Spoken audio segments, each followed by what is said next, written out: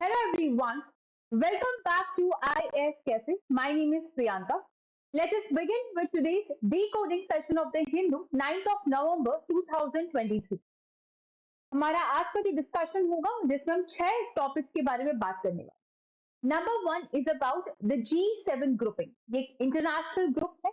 So why it is in the news? We will have a look on that.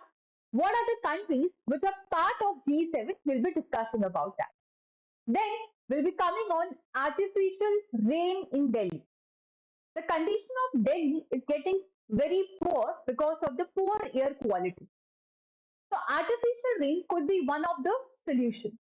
So what is this artificial rain? What is this cloud seeding technology? We will understand about this. After this, the natural farming or the organic farming. In today's time, this is the most important thing to know about the organic farming and to practice it in reality. So, what is this natural farming or organic farming? We'll be discussing today. Then, about the bicentenary of the arrival of Tamil indentured laborers in the Sri Lanka. Tamil Nadu से श्रीलंका के अंदर जो endangered labours गए हैं, which were the initially these were termed as substitute for the slavery. तो ये जो endangered labour है ये क्या होते हैं and what is the present situation of these endangered labour आज हम यहाँ पे बात करेंगे. Then about the conflict between the US and the China over the Taiwan. Once again, China is in conflict with the USA. And last about the EFIR. Whatever crime has been done, the first step to initiate the proceeding और कार्रवाई start करने के लिए सबसे पहला जो step है वो एफआईआर है, that is first information report. But the cases of delay has been increase. There are delays, various delays in the judiciary, in the police stations. Number of cases are pending. तो उसको solve करने के लिए एक idea यहाँ पे आया है कि क्या हम EFIR जो है डिजिटल एफआईआर का सहायता ले सकते हैं या नहीं ले सकते. ठीक है. So these would be the point of discussion in today's paper. And before we move forward, I would like to draw your attention towards our channel IS Cafe. अगर आपको हमारा इनिशिएटिव बहुत सही लग रहा है, वीडियो समझ में आ रहे हैं, तो please do support our channel by subscribing IS Cafe and like and share our video. Now, coming to our main discussion about the G7. Recently, Gaza, Palestine, Israel, ये सब जो भी कॉन्फ्लिक्ट चल रहा है उसके चलते हुए G7 meet appeal for humanitarian pauses in the Gaza.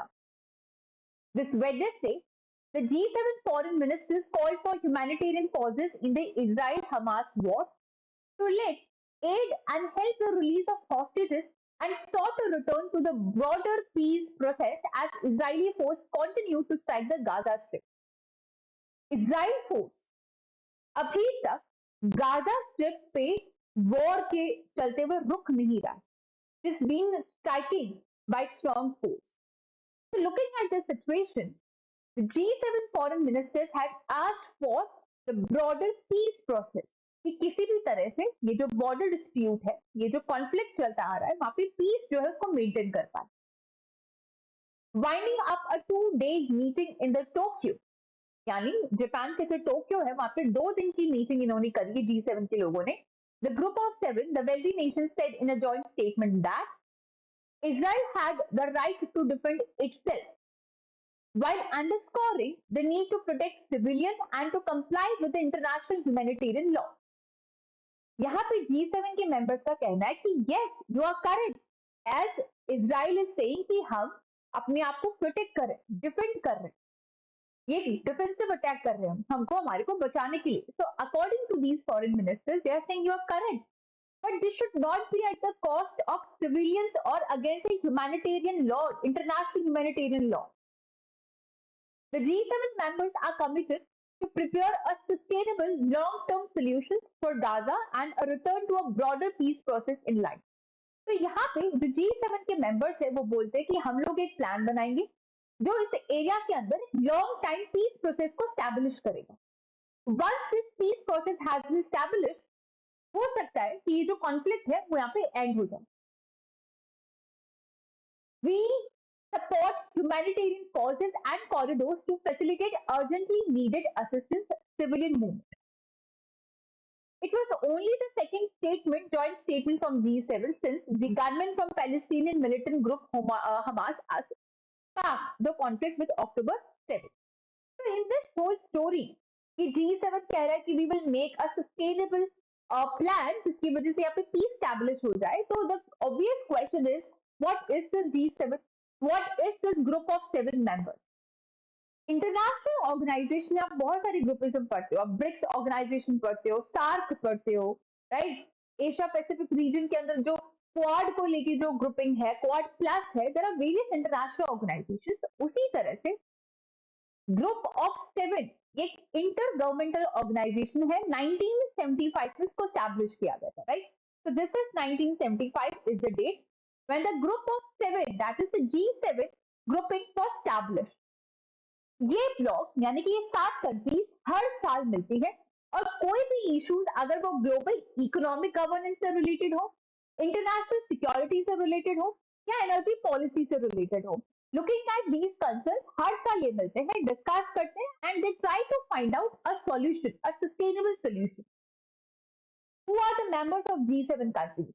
Obviously, as we said, these are the wealthy nations. For example, UK is there, Canada, France, Germany, Italy, Japan and the US. And ये G7 यानी कि ये सातों की सातों countries G20 के भी part है. दैट मीन्स G20 में G7 के मेंबर्स है plus there are certain other members. So you could say that G7 as a whole in together is a part of G20 as well. और G20 भी क्या है? It is a group of 20 countries, industrialized countries, developed countries, a good economical country. So the G7 does not have a formal charter or a secretariat. हर एक international या फिर intergovernmental organisation का एक charter होता है, एक सेक्रेटेरिएट होता है, थोड़ा सा फॉर्मल स्टैब्लिशमेंट होता है. बट ये G7 जो है, they do not have any formal charter, कोई इनका खुद का सेक्रेटेरिएट नहीं है और इनकी जो प्रेसिडेंसी है वो रोटेशन बेसिस पे होती है. यानी कि 7 मेंबर्स है, ठीक है. हर साल जो एक कंट्री को की प्रेसिडेंसी जो है वो मिलती है रोटेशन के basis. It is in charge of setting the agenda. Surpass ministers and envoy hammer out the policy initiatives before the summit. इस बार जो 49th G7 summit हुई थी वो हिरोशिमा जापान के अंदर हुई थी. So this was a very small topic about the G7. Now coming to the main topic, that is Delhi plans November rain to breathe easy. Delhi में एयर पोल्यूशन के कारण बहुत ही बुरी हाल हो रही है. People are not able to breathe. Humans are not able to breathe and also animals are suffering. The pigeons, the birds, they are suffering. They're not able to breathe because of the poor air quality. तो सबसे पहले stubble burning पर discussion हुआ कि क्या near by state में जैसे कि पंजाब है, हरियाणा है, यूपी है, यहाँ पे स्टबल बर्निंग को अगर रोक दिया जाता है तो क्या ये दिल्ली का एयर पोल्यूशन को सिग्निफिकेंटली कम करेगी? देखो इफेक्ट आएगा but not to that extent. Plus दो states are not even ready to do that. Stubble burning is a long problem जिसका भी कोई सब्स्टिट्यूशन, एक सस्टेनेबल सब्स्टिट्यूशन सामने नहीं आ रहा है. हैप्पी सीधर आया था but it is not adopted on a large scale. दूसरा, दिल्ली में ऑड इवन फॉर्मूला यानी कि जो व्हीकल्स है कि ऑड डेज पे ऑड गाड़ियों की नंबर वाली जो गाड़ियां चलेगी और इवन वाले दिन इवन गाड़ियां चलेगी, राइट. तो वो फॉर्मूला लाया गया. इंफ्रास्ट्रक्चर कंस्ट्रक्शन जिससे डस्ट पार्टिकल्स पोल्यूटेंट्स निकल रहे हैं उस पर रोक लगाई गई. So there were many initiatives taken by the government of the Delhi. But now the Delhi is planning for the November rain. अब टेक्नोलॉजी की सहायता लेके ये इसको सॉल्व करने की बात कर रहे हैं, यानी आर्टिफिशियल रेन. देखो जब भी बारिश होती है, they just wash out the dust particles, they just wash out the pollutants in the atmospheric layer. So when it comes about the Delhi air pollution, agar we are using the technology of cloud seeding, that means we will be doing the artificial rain. So that rain, that water droplets will ultimately wash away all the pollutants over here. Correct? So let's have a look over this. That reeling from the noxious air, the national capital would now be attempting to induce the artificial rain to tackle the rising pollution levels. It is the process of artificially generating the rain by implanting the clouds with particles such as silver and iodide crystals. just for a few seconds, you just forget कि cloud seeding क्या होती है, एक बार के लिए भूल जाओ. Artificial rain क्या होती है, एक बार के लिए भूल जाओ. What you need to understand is सबसे पहले कि बारिश हो कैसे रही है, नेचुरली बारिश कैसे हो रही है, नेचुरली क्लाउड्स का फॉर्मेशन कैसे हो रहा है, how convectional rainfall is occurring, किस तरह से बादल बन रहे हैं, किस तरह से इवापोरेशन हो रहा है, कंडेंसेशन हो रहा है, वो एक बार आप समझेंगे तब तो जाके आर्टिफिशियल रेन समझ में आएगी. ठीक. तो firstly we will understand about the importance of cloud seeding और फिर हम समझेंगे कि वो कैसे रही है. यानी उससे पहले हमें देखना पड़ेगा कि नेचुरली बारिश कैसे हो रही है, फिर हम आएंगे किसके ऊपर कि आर्टिफिशियल रेन आप कैसे करें. तो सबसे पहले एक बार थियरी देख लेते हैं, what is cloud seeding. Cloud seeding is a groundbreaking technique to enhance the rainfall has taken the certain central stage. The study unveils the potential of cloud seeding to boost the precipitation in the water-scarce regions, offering the hope for tackling the drought condition. Now just imagine for 2 minutes, cloud seeding ऐसी technology है जिससे आप artificial rain करवाने की बात कर रहे हो. दिल्ली में पोल्यूशन है तो वॉश आउट द पॉल्यूटेड हम आर्टिफिशियल रेन करवा सकते हैं. कहीं पे सूखा है, ड्रॉप कंडीशन है, we can take a help of artificial rain. The matches, the football match, the cricket match, they get postponed or delayed or stopped in between because अचानक से बारिश आ रही है. So we can prepone or postpone rain at that time using the cloud seeding. For example, there is a ये China actually use कर चुका है this the cloud seeding technique. For example, there is big events you're organizing like Olympics or anything regarding the international summit, and it is getting destroyed or delayed because of the rain. So using the cloud seeding, आप उस बारिश को या तो prepone या postpone करा सकते हो. So is it correct to say that we are controlling the weather over here? एक बार इसको समझते फिर आप खुद इसका जवाब देंगे. ठीक है. सो बेनिफिट्स हम लास्ट में करेंगे, पहले इसको समझते कि होता क्या है. कन्वेक्टिव क्लाउड और फिर क्लाउड सीडिंग है कैसे वो करते हैं. सबसे पहले कन्वेक्टिव क्लाउड के ऊपर आते हैं, यानी कि जो बारिश है वो यहाँ पे कैसे बनी. ठीक है. जो बारिश है वो यहाँ पे कैसे बनी. एक सेकेंड जगह देख लेते हैं कहाँ पे इसको पढ़ सकते हैं. ओके. तो बेसिकली एक कॉन्सेप्ट होता है ज्योग्राफी में, हर एक जगह आपको क्या मिलेंगे, एयर के पार्टिकल्स मिलेंगे. ठीक है. So these are the air particles, these are the air particles. Okay. So we have a mode of heating which is known as conduction. We have a mode of heating which is known as conduction. So if this surface is heated up, अगर ये surface को हम heat करते हैं, because of you can just heat it naturally or artificially by providing the heat, because of conduction or any other mode of heating, यहाँ के जो particles होंगे, यहाँ के जो particles होंगे, they will move or repel from each other. यहाँ का जो एयर डेंसिटी है वो कम होना स्टार्ट होगा, यहाँ का जो एयर डेंसिटी है वो कम होना स्टार्ट होगा, यानी ये पार्टिकल्स हल्के हो जाएंगे, जिसको हम बोलते हैं these particles become lighter. Once these particles become lighter, ये particles अब ऊपर की तरफ उठने लगेंगे. These particles will start rising up in the atmosphere, है ना. तो ये particles क्या कर रहे हैं, ऊपर की तरफ उठ रहे हैं. These particles are getting rising up in the atmosphere. बहुत ही common example, in the kitchen when you boil a water in the beaker, किसी भी आप पतीले में अगर आप पानी गर्म करते हो तो पानी क्या होता है, वो पानी क्या होता है, मॉइस्चर क्या होता है, वेपर के फॉर्म में ऊपर उठना स्टार्ट होता है. ऊपर उठना स्टार्ट होता है क्योंकि वो हल्का होता है, उसका एयर डेंसिटी कम होता है. तो जब ये एयर पार्टिकल्स ऊपर की तरफ उठते हैं, नीचे यहाँ पे लो प्रेशर एरिया जनरेट होता है. ठीक है. नीचे यहाँ पे लो प्रेशर एरिया जनरेट होता है. And high at the altitude, यानी अर्थ का जो अपर एटमॉस्फेयर है, अर्थ का जो अपर एटमॉस्फेयर है, मतलब ये हमारा अर्थ है. अर्थ में आपके पास अलग अलग लेयर्स है, ये है ट्रोपोस्फेयर, स्ट्रेटोस्फेयर, मेसोस्फेयर और थर्मोस्फेयर. तो when we talk about the upper atmospheric layer या फिर हाई एट एल्टीट्यूड, वहां पे टेम्परेचर कम होता है. तो जब ये एयर पार्टिकल एटमॉस्फेयर के ऊपर एल्टीट्यूड पे जाता है तो उसको टेम्परेचर कम मिलता है. अब ये क्या करेंगे, अब ये क्या करेंगे, श्रिंक होना स्टार्ट करेंगे, कंडेंसेशन स्टार्ट करेंगे, यानी कि ये जो वेपर्स है, ये जो वेपर्स है लिक्विड में बदलेंगे। ये जो वेपर है यहाँ पे देखो, एक होता है लेटेंट हीट, ठीक है, एक होता है लेटेंट हीट। ये वो हीट है, जब मैंने हीट को प्रोवाइड किया, जब मैंने हीट को प्रोवाइड किया तो ये जो लिक्विड है ये गैसेस फॉर्म में कन्वर्ट हुआ। यहाँ पे हुआ ना, ये जो एयर पार्टिकल्स है वो वेपर के फॉर्म में उठ के हाई एटमॉस्फेयर में चले गए। तो यहाँ पे हमने लेटेंट हीट दी है।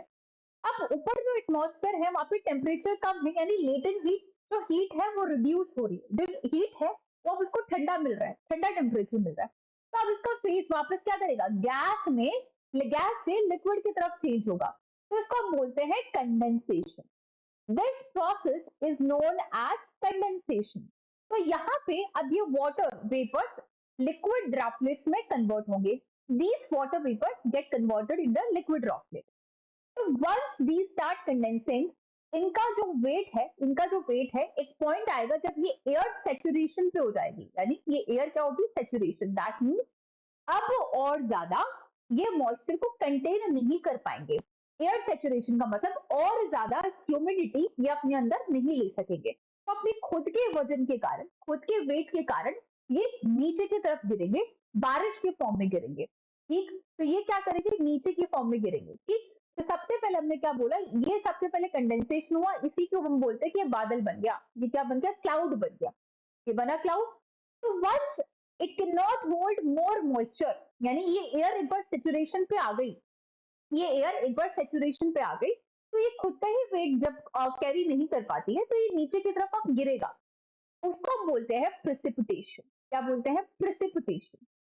अब उसको लोअर एटमॉस्फेयर में अगर टेम्परेचर ज्यादा मिलता है, जो कि इन जनरल मोस्टली केसेस में मिलता है, तो ये जो लिक्विड ड्रॉपलेट है नीचे आते आते क्या करेंगे, आइस क्रिस्टल्स क्या करेंगे, बारिश के फॉर्म में आपको दिखेंगे। अगर इसको टेम्परेचर कम मिलता है तो ये ओले जो होते हैं, बर्फ की जो ओले हैं आइस के फॉर्म में आपको जो स्नोफॉल है उस तरफ ये प्रेसिपिटेशन दिखती है।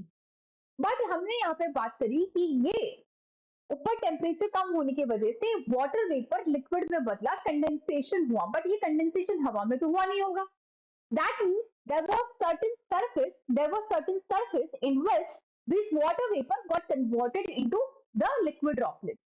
यानी सरफेस चाहिए होता है कंडेंसेशन होने के लिए। ये सरफेस होता है एटमॉस्फेयर में। एटमॉस्फेयर में ये जो डस्ट पार्टिकल्स होते हैं ये एक सरफेस इसको प्रोवाइड करवाते हैं। तो ये तो था एक natural formation of cloud and rainfall. Cloud seeding के अंदर हम क्या करते हैं, ये जो डस्ट पार्टिकल्स या फिर जो सरफेस इसको मिला है इसके अंदर हम क्या करेंगे, एक आर्टिफिशियल केमिकल सीक्रेट करेंगे। आर्टिफिशियल केमिकल सीक्रेट करेंगे, उस आर्टिफिशियल केमिकल सीक्रेशन की वजह से एयर सेचुरेशन जल्दी हो जाएगा, टेम्परेचर बहुत जल्दी कम हो जाएगा। यानी वाटर वेपर से ये जो लिक्विड में कंडेंसेशन हो रहा था ये या तो समय से पहले हो जाएगा, यानी जब बारिश हमें चाहिए होगी उससे पहले हम बारिश करवा सकते हैं। ठीक है, तो दिल्ली के केस में यहाँ पे क्या हो रहा है कि अगर यहाँ पे ये वाटर वेपर ऊपर की तरफ उठ रहे हैं, ये आपके पास वाटर वेपर है और इसको हम कन्वर्ट करेंगे लिक्विड ड्रॉपलेट्स के अंदर with the help of condensation. But ये एक natural phenomena, it will take time. But using certain chemicals, for example the iodine crystals, इसको हम टाइम से पहले कंडेंस करवा देंगे, यानी टाइम से पहले हम आर्टिफिशियली क्लाउड फॉर्मेशन करवा देंगे। जब आर्टिफिशियली टाइम से पहले क्लाउड फॉर्मेशन हो जाएगा तो बारिश हो जा रही है, बारिश हो जा रही है तो ये बोला जा रहा है artificial rainfall. So this is all about the artificial rainfall, correct? So now let's have a look on the theory that cloud seeding is a ground-breaking technique to enhance the rainfall. इसका benefit क्या होता है, cost benefit ratio. कम से कम 1 litre artificial rain को produce करने में 18 पैसा लग रहा है आपका। ठीक, तो the approximate cost of producing the water to cloud seeding was 18 पैसा पर लीटर। एक रिसर्च एक्सपेरिमेंट के टाइम पे किया गया था।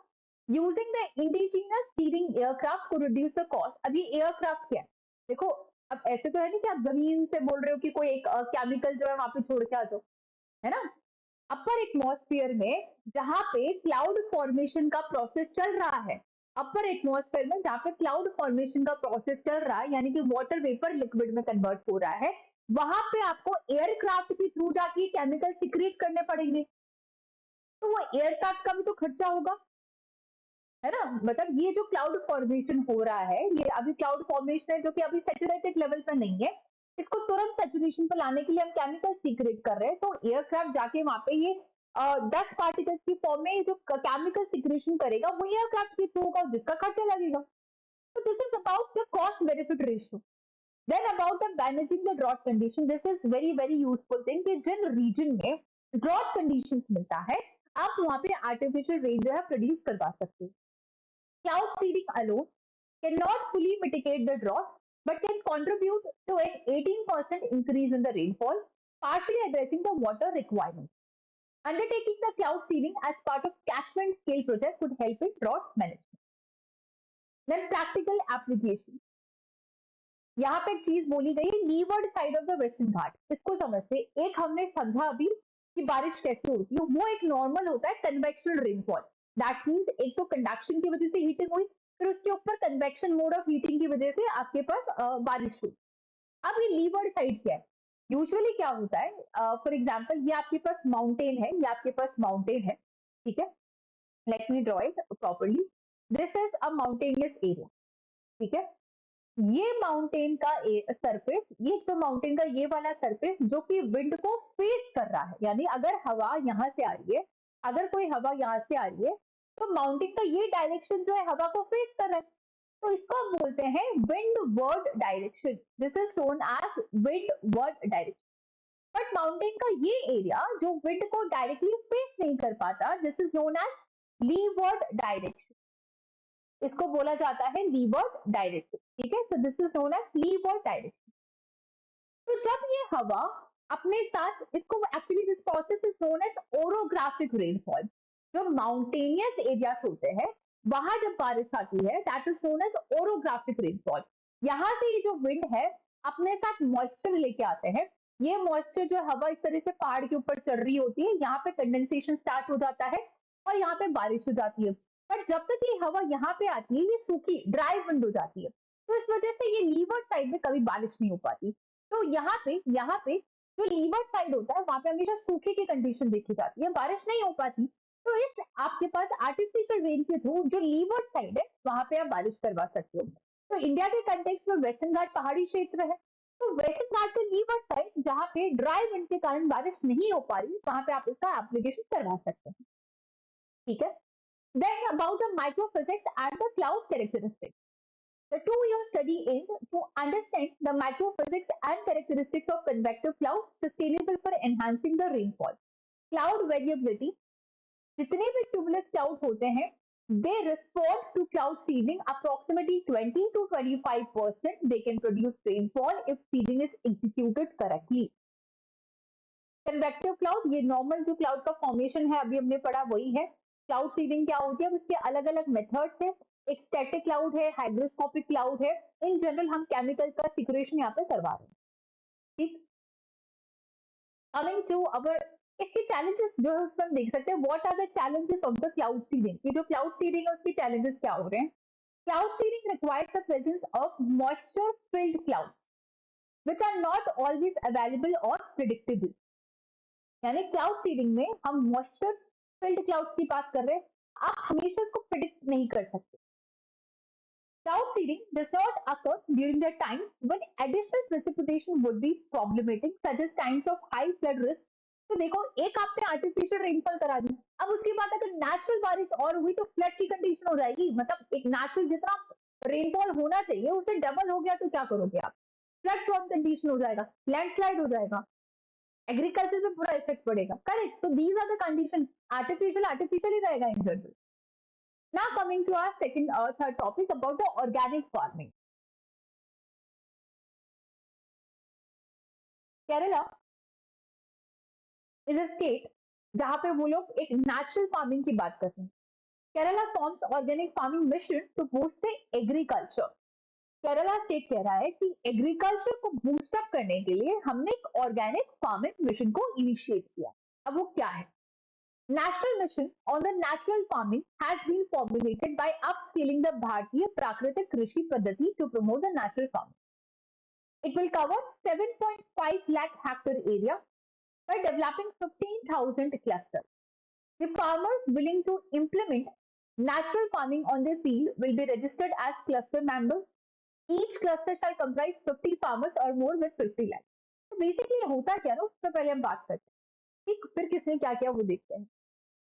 एक है, जब आप खेती कर रहे हो, you are not using any type of chemical which is hardly impossible to believe in today's time. ठीक है, so what is natural farming? That you are not using any type of chemical. तो natural farming और organic farming is chemical free farming. और जो आपके पास naturally locally available resource है, उनको यूज करके आप वो खेती कर रहे हैं। मान लो earthworm, it increase the fertility of the soil. earthworms are the those organisms जो क्या करते हैं, अर्थ में मिट्टी की जो फर्टिलिटी को बढ़ाते हैं। आप वहां पे केमिकल्स का सहारा नहीं ले रहे हो, आप इंटरक्रॉपिंग कर रहे हो, यानी कि एक महीना आपने ये किया, अगली बार मूंग ना लगा के चावल लगा रहे हो, चावल नहीं लगा के कुछ और लगा रहे हो। तो बेसिकली जब आप इंटरक्रॉपिंग करते हो, जब आप क्रॉप जो लगा रहे हो उसको चेंज करते हो, then crop get time to repeat that nutrition, right? So natural farming is a chemical-free farming method based on locally available resources. It promotes traditional indigenous practices which give freedom to the farmers from externally purchased input. The major stress of natural farming is on-farm biomass recycling with biomass mulching, जैसे कि देसी cow dung urine formulation होता है, right? Then इसका significance क्या? Health issue. आज की generation की सबसे बड़ी प्रॉब्लम है health, because whatever they are eating, एक तो दो कंडीशन है। पहला तो they are not eating healthy only, they are eating junk food, package food. And if they are eating the green vegetables और the healthy food, they are not actually healthy, they are all chemical loaded, they are all chemical loaded. So when we shift towards the organic farming or the natural farming, the first thing it will ensure is the better health. As natural farming does not use any synthetic chemicals, health risk and hazard are eliminated. Food has higher nutrition density and therefore offers better health benefits. It will increase the farmer's income. Natural farming aims to make farming viable and aspirational by increasing the net incomes of farmers on account of the cost reduction, reduced risk, similar yield, income from the intercropping. Rejuvenates the soil health. The most immediate impact of natural farming is on the biology of the soil, on microbes and other living organisms, जैसे कि earthworm. It improves the soil health and in turn increases the productivity. लेकिन सबसे पहले इसके साथ issue क्या होंगे? Irrigation facility कहाँ से लाओगे? 52% इंडिया का जो ग्रॉस क्रॉप एरिया है वो नेशनल लेवल पे इरिगेटेड है। Even though India has made significant strides since independence, many farms still rely on the monsoon for irrigation, limiting the ability to plant more crops. Lack of readily availability of natural input. Farmers often cite the lack of readily available natural input a barrier to converting to the chemical-free agriculture. Crop diversification नहीं हो सकता because there are certain crops जिसके अंदर MSP provide किया जाता है, minimum support price, यानी सरकार उनको एक रेट जो है तय करके देती है कि चाहे कुछ भी हो जाए, चाहे ड्रॉट आए, फ्लड आए और what ever, this is the minimum price जिससे हम आपका जो क्रॉप है उसको खरीदेंगे। तो वो हर एक उस पे तो है, ओनली फ्यू क्रॉप जिसके ऊपर एमएसपी दिया जाता है। तो क्रॉप डाइवर्सिफिकेशन के लिए फार्मर्स कभी भी वो क्रॉप की तरफ नहीं जाएंगे जहाँ पे एमएसपी नहीं दिया जा रहा है। तो crop diversification will be significant issue. तो what are the other initiatives which are taken to promote the national farming? सबसे पहले है Paramparagat Krishi Vikas Yojana, that is PKVY। It is an upscaling of Bharatiya Prakratik Krishi Paddhati, which is a sub-scheme under the Paramparagat Krishi Vikas Yojana. It provides financial assistance to the farmers who want to adopt organic farming practices and encourages them to use eco-friendly technique for pest management and soil fertility management. Climate smart agriculture. Yet integrated approach to the managing landscape cropland, livestock forest, and fisheries. It aims to tackle three main objectives: sustainably increasing agricultural productivity and incomes, adapting and building resilience to the climate change, and reducing the greenhouse gas emissions wherever possible.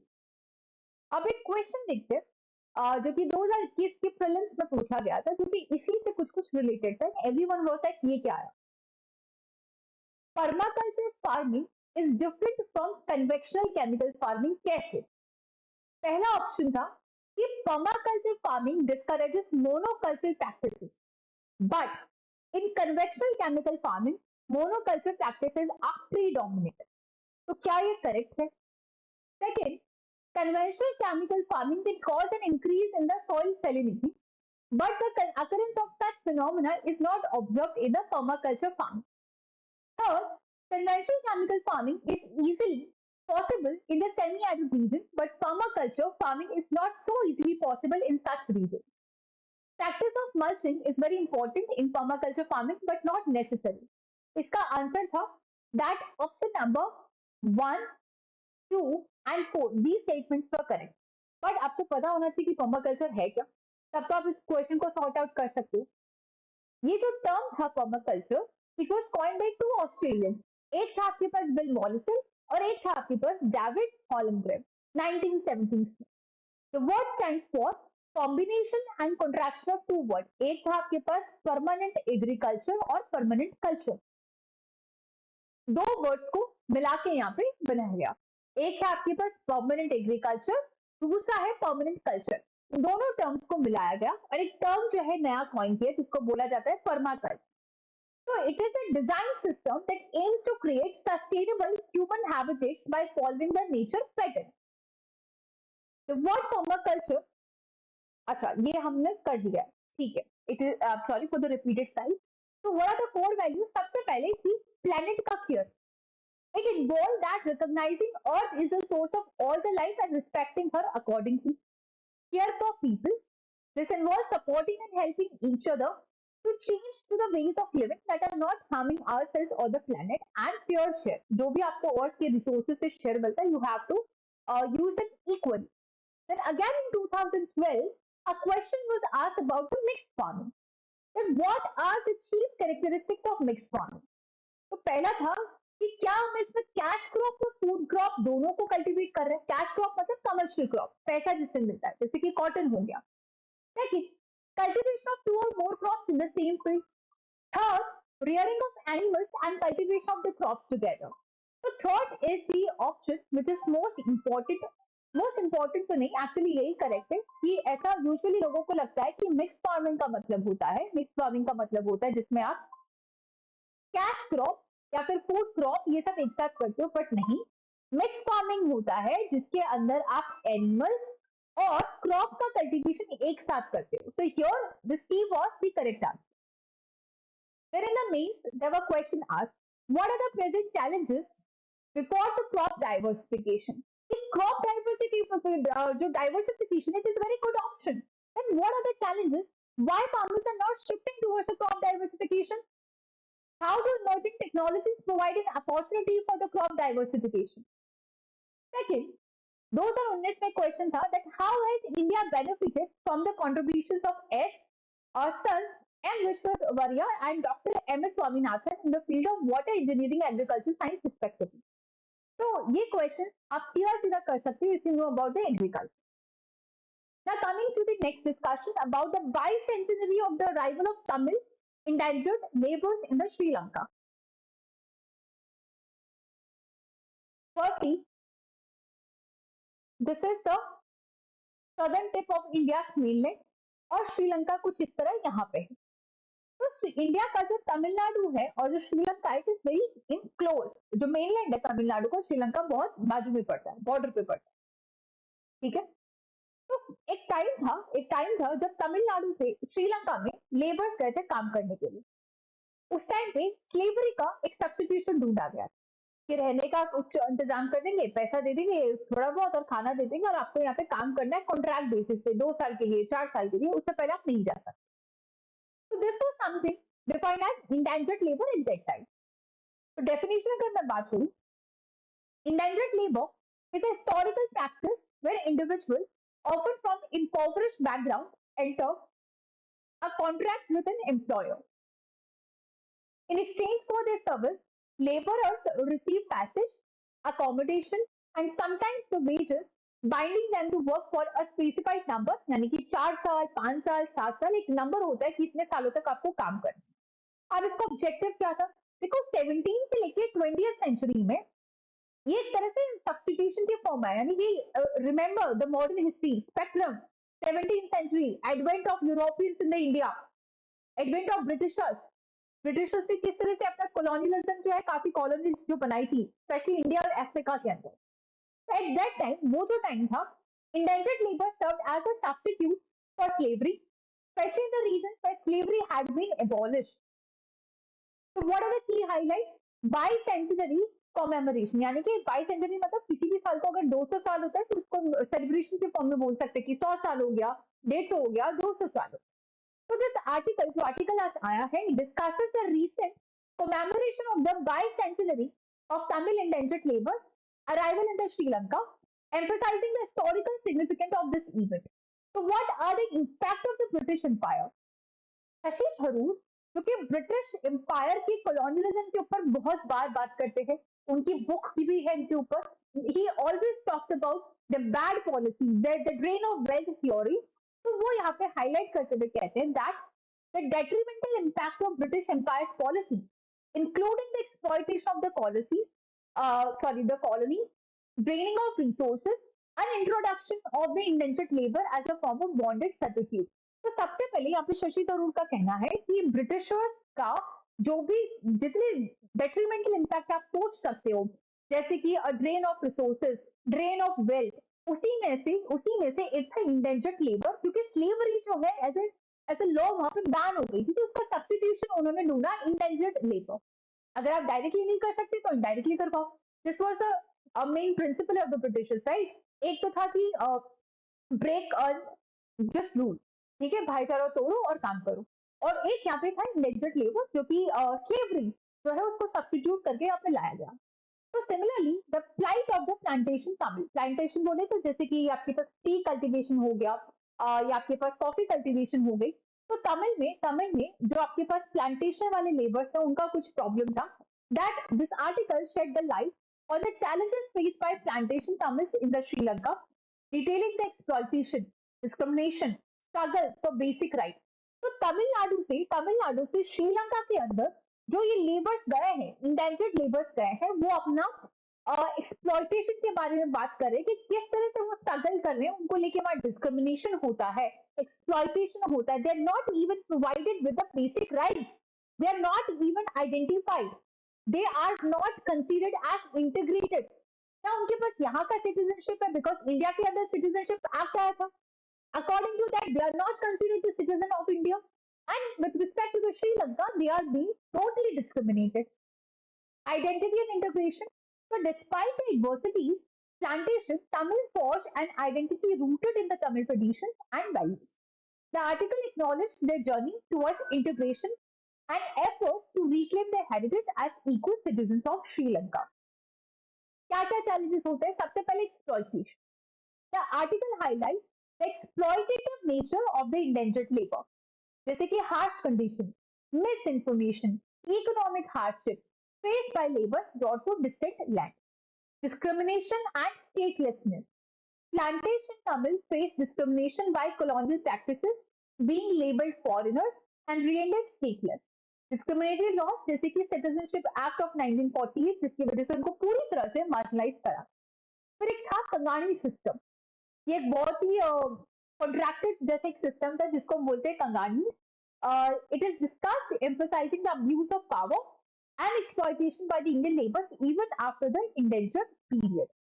तो इस पूरे article में जो आज का जो paper उसमें आया, देयर आर सर्टेन टर्म्स। एक है बाई सेंचुरी, इसका मतलब होता है marks the 200 anniversary of Tamil endangered labour arrivals in the Sri Lanka in November 1823. Whereas Citizenship Act of 1948, the legislation rendered plantation Tamil stateless, hindering their assimilation into Sri Lankan society. Economic shift to the tea, the shift from coffee to the tea plantation, इसकी वजह से बहुत सारे labours जो है उनका transfer हुआ श्रीलंका के साइड में। Decolonization, inclusive identity, land ownership. So these are the certain problems which were faced by the labour. Now coming to the next topic, that conflict between the US and China over the Taiwan. Taiwan एक ऐसा reason है जिसमें for example India का जो PoK है ना, like Jammu Kashmir, जिसकी वजह से हमारा इंडिया पाकिस्तान में काफी झगड़ा जो है वो चलता रहता है, उसी तरह से यहाँ पे ताइवान है और ये बहुत कॉन्फ्लिक्टेड है। ठीक है, ताइवान कहते हैं हम अलग है, चाइना कहते हैं नहीं हमारी कंट्री का ही पार्ट है। तो यहाँ पे अब कॉन्फ्लिक्ट चल रहा है with respect to the US and China over the Taiwan. Why? Because with China frequently engaging in aggressive actions towards Taiwan over the past year, such as deploying its air force and navy in the surrounding areas, there is a common question about whether India would take action in the state of Malacca or Andaman Sea in the event of conflict between the US and China over the Taiwan. सबसे पहले ये Malacca जो है वो state है, these it is a state, so Malacca state. State क्या होता है? ये एक नैरो वाटर बॉडी होती है, एक नैरो पैसेज होता है एक्चुअली, जो यहाँ पे क्या करते हैं, दो लैंड को कनेक्ट करता है, दो वाटर बॉडी को सेपरेट करता है ना। Straight is a narrow passage of a water body, पतली सी एक टनल या कैनल बोल सकते हो, इस तरह से होता है जो दो लैंड मास को कनेक्ट करता है, दो बड़े वाटर बॉडी को सेपरेट करता है। I repeat, what is a straight? Straits are a narrow water body, just like a canal or a tunnel, which separates the two big water bodies, separates also connects the mainland. तो यहाँ पे state of Malacca है, आपके पास अंडमान सी है।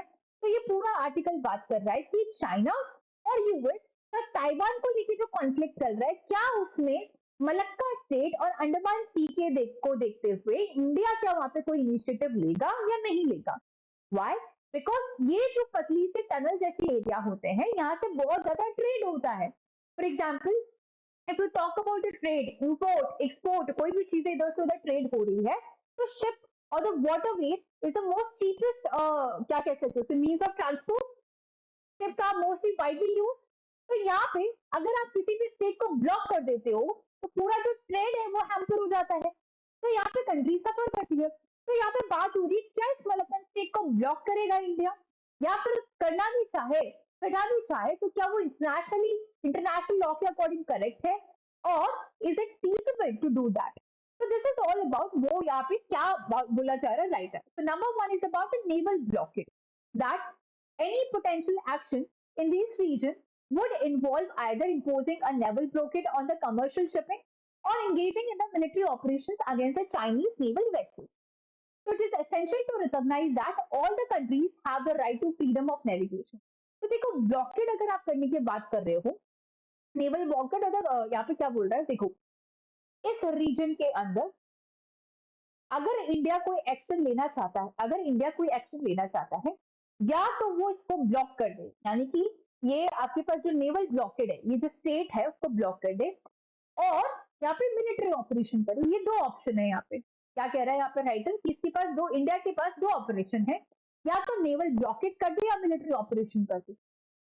लेकिन जितनी भी countries इसके आसपास है, उन सबके पास फ्रीडम ऑफ नेविगेशन है। Yes, they have a right to freedom of navigation on the seas. तो यानी नेवल ब्लॉकेट तो एक अच्छा ऑप्शन नहीं होगा। अगर आप नेवल ब्लॉकेट कर देंगे, चाइना, यूएसए, इंडिया को छोड़ो, बाकी कंट्रीज की right of freedom of navigation का क्या? तो ये एक अच्छा ऑप्शन नहीं है, because it would be against the commercial shipping and impractical option. Historical example की बात करते हैं, फर्स्ट और जो सेकेंड वर्ल्ड वॉर था, इस टाइम पे नेवल ब्लॉकेट किए गए थे, सैंक्शंस लगाए गए थे। So in the ongoing tensions between the Iran and US in the Strait of Hormuz, attempts to disrupt the commercial shipping, इसकी वजह से काफी मिलिट्री कॉन्फ्रंटेशन हुए हैं। तो इंडिया के पास अब बहुत लिमिटेड ऑप्शन बचता है। कैसे? India faces various constraints when considering its options in the state of Malacca. पहला, ये जो डिस्टेंट ब्लॉकेड की आप बात कर रहे हो, ये तो भाई लीगली चैलेंज कर सकते हैं, क्योंकि ये अगेंस्ट इंटरनेशनल लॉ है। बाकी कंट्रीज की जो फ्रीडम ऑफ नेविगेशन है वो हैम्पर होगा। Secondly, the trade passing through the state of Malacca, वो सिर्फ चाइना तो है नहीं, वहां पे जापान को भी इफेक्ट होगा, South Korea, India, there are certain other economies जो कि इससे इफेक्ट होगी बुरी तरह से, so we can not do that. Third, अगर यहाँ पे स्टेट्स पूरी लेंथ कम से कम 500 माइल बड़ी ये स्टेट है, तो it will traverse the sovereignty of other nations, जैसे कि इंडोनेशिया, मलेशिया, थाईलैंड, सिंगापुर। तो these are the limited options with respect to India. तो यहाँ पे हम लोग एक डिप्लोमेटिक वे में सोचना पड़ेगा। India is famous for its diplomatic policies, so we will see that how India just reply or respond with respect to this Indo-Pacific region. Now coming to the last topic of today's discussion, it is about the EFIR, that is a digital FIR. First information report, ये बहुत ही छोटा सा topic है। कोई भी crime हो रहा है या कुछ भी अगर होता है, जब आप पुलिस स्टेशन जाते हो, first thing which is mandatory is FIR। बड़े से बड़ा कोई भी अमीर इंसान, गरीब इंसान, एजुकेटेड इंसान, MLA और एनीथिंग, अगर आपको कोई कार्रवाई स्टार्ट करनी है पुलिस स्टेशन में, सबसे पहला काम है FIR, फर्स्ट इंफॉर्मेशन रिपोर्ट। तो इसको थोड़ा सा डीले जो ये प्रोसेस होता है उसको देखते हुए यहाँ पे डिजिटल FIR के बारे में बात हो रही है। तो why implement EFIR, electronic digital FIR को इम्प्लीमेंट करने की जरूरत क्यों पड़ रही है? बिकॉज जो अभी डिलेज का इशू आ रहा है रजिस्ट्रेशन में, इसको हम ठीक कर सकते हैं। They will enable the real time crime reporting for citizen, ensuring a faster response from the law enforcement agency। ठीक है, एक्स्ट्रा सिग्निफिकेंस, इंडिया का जो डिजिटल इंडिया मिशन है, obviously it will boost it. जो लॉ कमीशन है, इन्होंने अपनी एक रिपोर्ट में रिकमेंड किया है that in cases where accused is not known, registration of EFIR should be allowed for all the cognizable offences. एक ऐसा ऑफिस जिसमें अक्यूज है कौन पता ही नहीं, किसने क्या पता नहीं, तो ऐसे टाइम पे थोड़ा सा FIR का प्रोसेस डिले हो जाता है। इन टाइम पे आप क्या कर सकते हो, EFIR कर सकते हो। और जो कंप्लेंट कर रहा है, जो कंप्लेनेंट है, आप उसका वेरिफिकेशन मोबाइल में OTP भेजिए, आधार कार्ड का वेलिडेशन लीजिए, उसके तो आप यहाँ पे कर सकते हो। ठीक है, तो this was about the EFIR। Now human intervention is crucial. Again, जो भी मेरा लास्ट टॉपिक होता है, mostly it is related to what, the essay writing और द ब्रेनस्टॉर्मिंग। तो EFIR, we should bring it और नॉट, इसके प्रॉस, कॉन्स और चैलेंजेस, कि अगर हम इसको इंडिया में लेके आते तो what are the challenges. So this is your question for today. You have to write about it. So what is EFI? It is simple. What are the profit? It is simple. But what would be the challenges to implement the EFI in India? Is the main part of the question you should write. ठीक, तो यहाँ पे एक और question है, ये देख सकते हो, इंडेंटेड नेशनल डिटरमाइंड कंट्रीब्यूशन के बारे में। So this was all about today's discussion. If you like the video, please support us by subscribing our channel IS Cafe and like and share our video. Thank you so much.